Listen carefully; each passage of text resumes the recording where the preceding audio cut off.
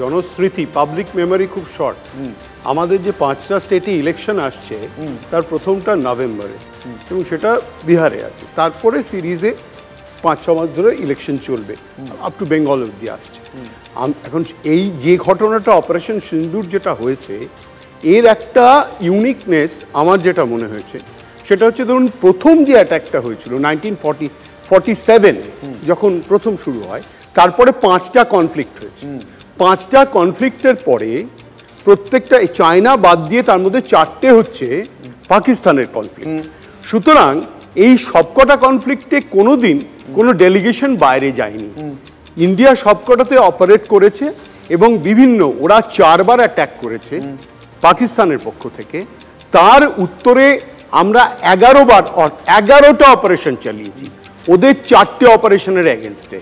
সুতরাং এবারের যেটা সব থেকে কম 24 মিনিট, আর প্রথম যেটা 1948-এ সেটা ছিল 437 দিন, 437 ডেজ, মানে 1 বছরের বেশি। হ্যাঁ, 1 বছরের 47 থেকে শুরু হয়েছিল, 49-এ জানুয়ারি অবধি চলেছিল।